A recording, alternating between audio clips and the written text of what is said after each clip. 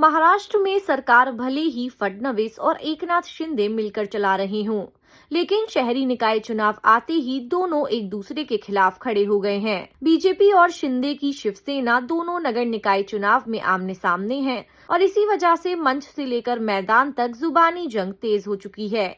2 दिसंबर को 288 शहरी निकायों में मतदान होने जा रहा है, जिसमें 6,859 पार्षद और 288 नगर अध्यक्ष चुने जाएंगे। दिलचस्प बात ये है कि इनमें से लगभग 100 पार्षद पहले ही निर्विरोध चुने जा चुके हैं और यहाँ बीजेपी आगे आ रही है, लेकिन असली पॉलिटिकल ड्रामा जारी है। एक तरफ शिंदे बीजेपी के नेताओं को अपने साथ ला रहे हैं, तो दूसरी तरफ फडणवीस शिवसेना के लोगों को बीजेपी टिकट दे रहे हैं।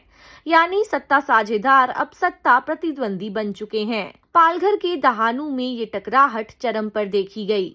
शिवसेना प्रत्याशी के समर्थन में बोलते हुए एकनाथ शिंदे ने बीजेपी को अहंकारी बताते हुए कहा कि रावण भी अहंकारी था और अहंकार में उसकी लंका जल गई। दहानू की जनता भी 2 दिसंबर को वैसा ही करेगी। उसी जगह फिर फडणवीस आए और उन्होंने कहा कि हम राम के भक्त हैं, रावण के नहीं।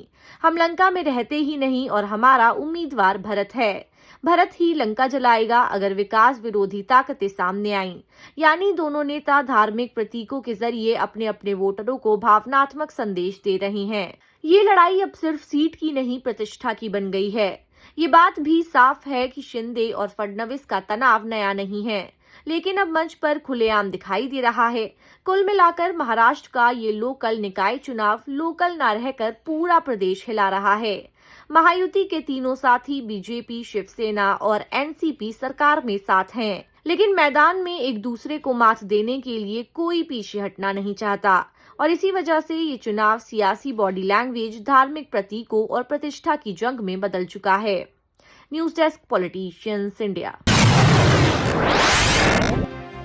अगर आपको हमारा वीडियो अच्छा लगा तो हमारे चैनल को सब्सक्राइब करें, हमारी वीडियो को लाइक करें, शेयर करें और ऐसे ही देश की तमाम बड़ी खबरों के लिए जुड़े रहें पॉलिटिशियंस इंडिया के साथ।